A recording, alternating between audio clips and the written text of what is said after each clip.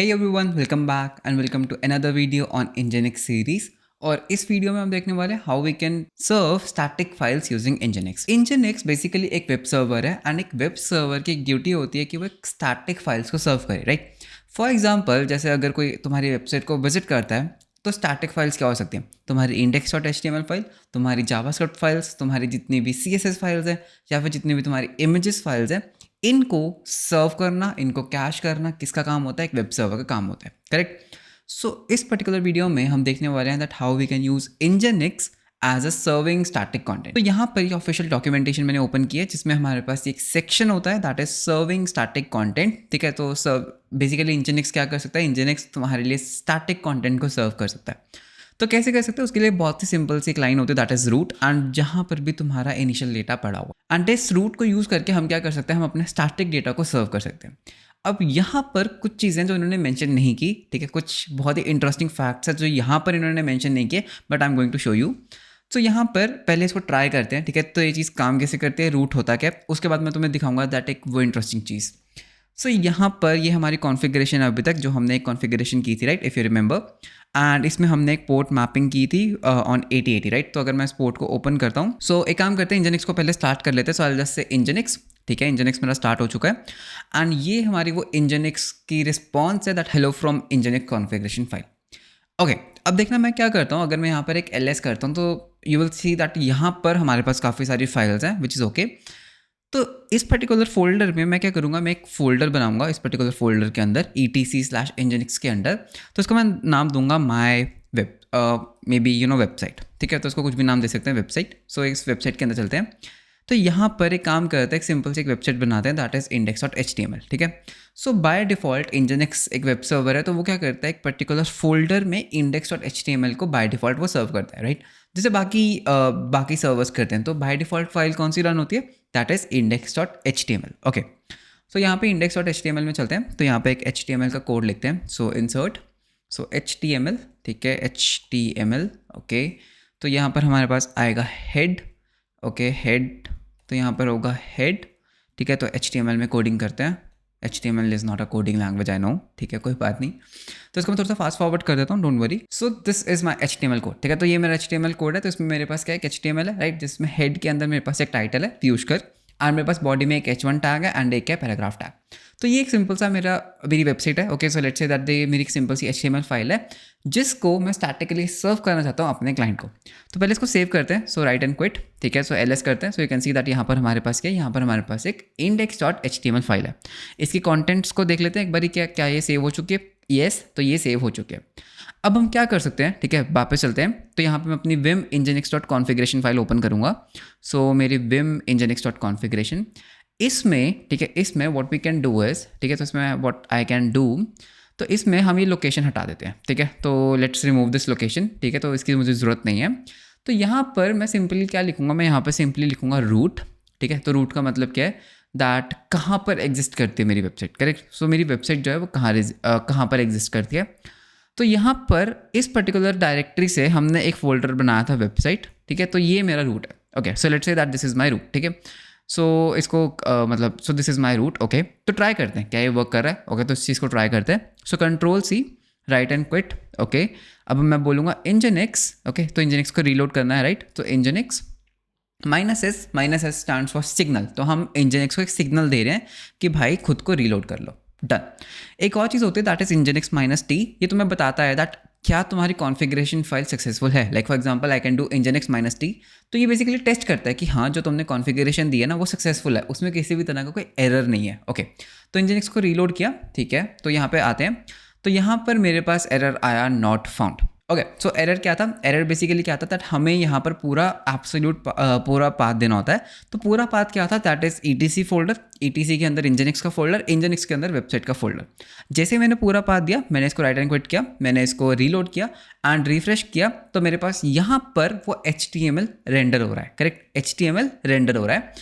अगर मैं यहाँ पर इंस्पेक्ट करता हूँ, ठीक है, ये बहुत इंपॉर्टेंट चीज़ है. ठीक है, तो ये एक ऐसी चीज़ है जो तुम्हें शायद कोई नहीं बताएगा.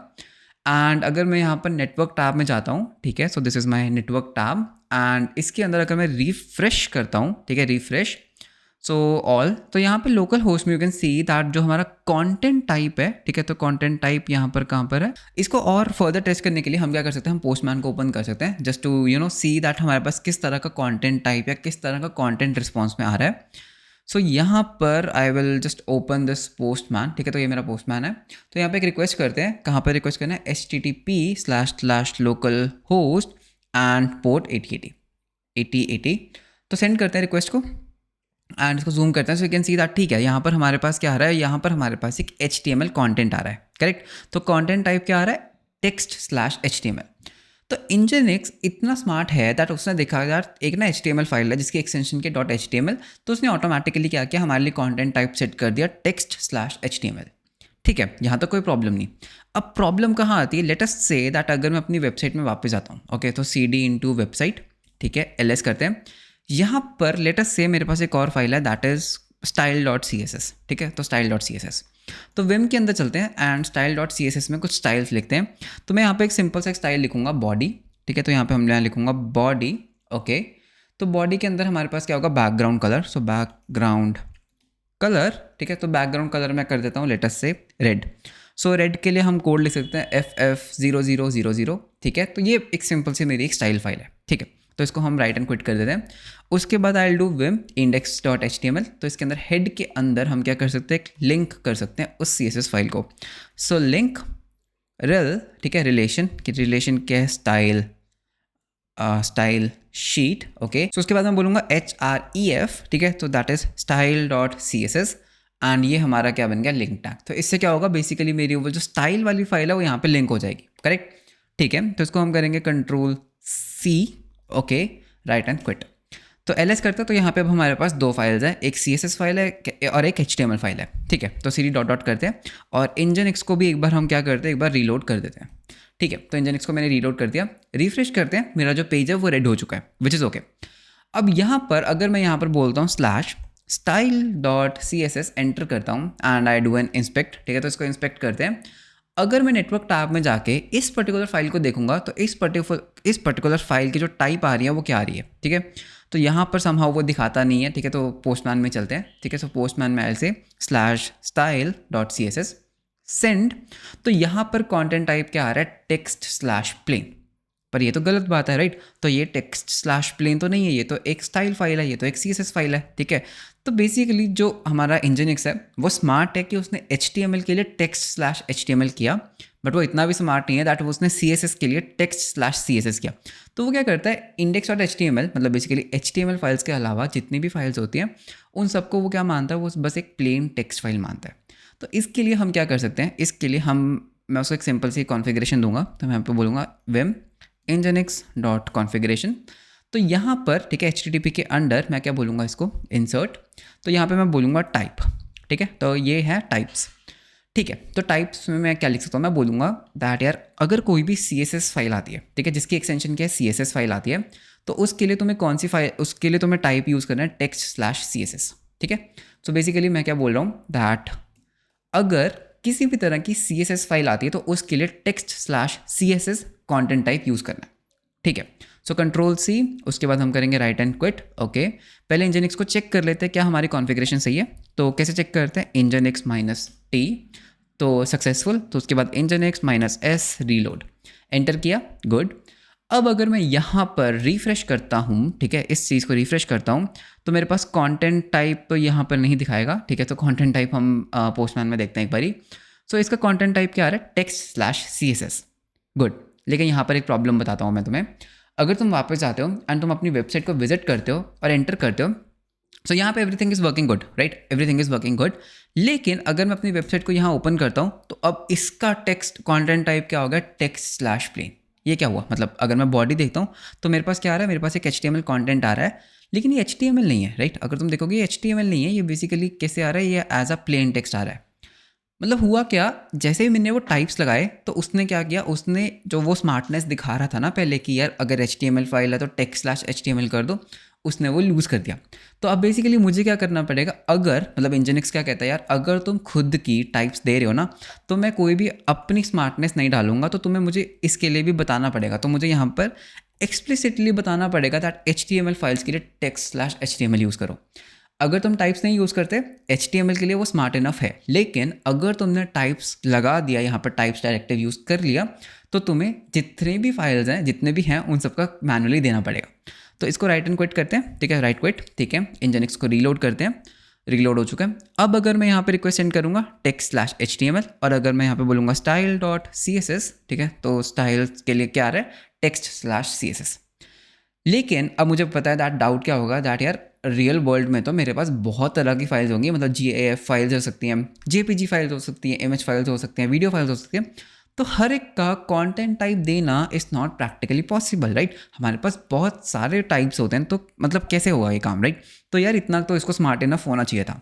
तो यहाँ पर अगर तुम एक ls करोगे तो तुम्हें एक फाइल मिलेगी, दैट इज mime.types, ठीक है। इसको कैट करते हैं, सो mime.types, एंटर। तो इन्होंने क्या कर रखा है, इन्होंने तुम्हारे लिए कॉन्फ़िगरेशन बना रखी है जिसमें सारे जितने भी पॉपुलर टाइप्स हैं ना, वो सारे यहाँ पर इन्होंने कोड कर रखे हैं, राइट। तो तुम यहाँ पे देख सकते हो text/html के लिए HTML यूज़ करते हैं, text/css के लिए CSS, ठीक है, XML के लिए JF के लिए। तो यहाँ पे already all the types are available. तो हम क्या कर सकते हैं, या तो पहला टाइप क्या है कि हम इसको कॉपी कर लेते हैं, ठीक है। तो अगर तुम ध्यान से देखोगे बेसिकली वो टाइप्स डायरेक्टिव है, ठीक है। एंड इसके अंदर इन्होंने क्या किया हुआ है, इसके अंदर बेसिकली ये एक ब्रैकेट है। तो पहला वे क्या है कि मैं एक काम करता हूँ ना, मैं यहाँ से हर बार क्या करूँगा, पहली बार कॉपी कर लिया करूँगा, ठीक है। तो इस पूरे चीज़ को मैं यहाँ से कॉपी एंड अपनी इंजनिक्स कॉन्फ़िगरेशन में पेस्ट कर सकता हूँ। दूसरा वे क्या कर सकता हूँ मैं, अगर मैं अपनी विम इंजनिक्स खोलता हूँ तो मैं इसको तो रिमूव कर देता हूँ, ठीक है। तो यार ये तो कोई फ़ायदा नहीं है, बिकॉज मैं हर एक फाइल टाइप के लिए फाइल टाइप नहीं दे सकता।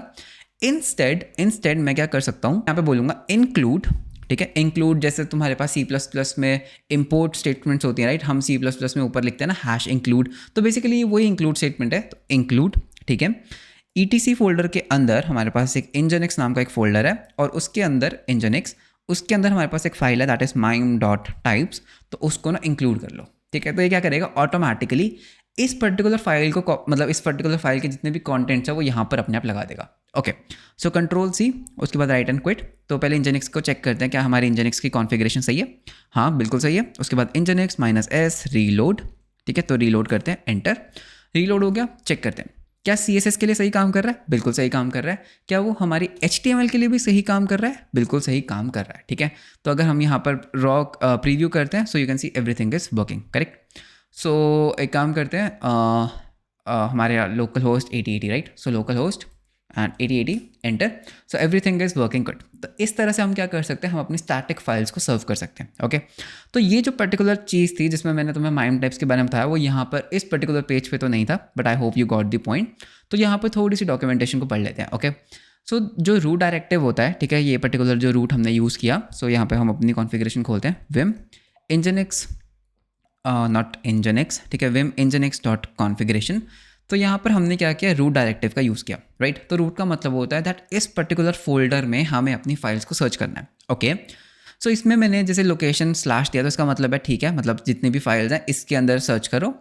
अगर कोई भी लोकेशन / इमेजेस के साथ एंड होते हैं तो इमेजेस फोल्डर के अंदर सर्च करो। इसका मतलब क्या है, इमेजेस, ठीक है। तो यहाँ पर इन्होंने लास्ट में एक / दे रखा है, राइट। तो इसका मतलब है that Nginx searches for the URI starts with images, ठीक है, लास्ट में भी images in the www data। तो यानी कि जो भी इन्होंने रूट दे रखा है उसके अंदर इमेजेस को सर्च करता है, ठीक है। क्यों, बिकॉज ये एंड किससे हो रहा है, राइट। ये एंड किससे हो रहा है, अगर यहाँ पर मैंने कहीं देखा था, if a request ends with a /, ठीक है। तो ये जो पर्टिकुलर रिक्वेस्ट है, if it ends with a /, Nginx treats its request as a directory, ठीक है। तो यानी कि फॉर एग्जांपल अगर मैं कुछ इस तरह की रिक्वेस्ट करता हूँ, लेट अस से दैट, इसी को ले लेते हैं दैट ये जो रिक्वेस्ट है लास्ट में / है, तो इसको ये क्या करता है, एज अ डायरेक्टरी ट्रीट करता है। ओके, सिमिलरली हम क्या कर सकते हैं, हम लोकेशन वाइज भी दे सकते हैं दैट अगर कोई भी रिक्वेस्ट MP3 या फिर MP4 के लिए आती है तो उसको तुम्हें किस फोल्डर में देखना, उसका रूट होगा www मीडिया। तो इंजनिक्स इतना स्मार्ट इनफ है कि जितने भी ये वाले रूट्स हैं उनके लिए तो ये वाला रूट यूज़ करेगा, उसके लिए ये वाला फोल्डर यूज़ करेगा। लेकिन अगर कोई भी रिक्वेस्ट MP3 या फिर MP4 के लिए आती है तो उसके लिए वो ये वाला फोल्डर यूज़ करेगा।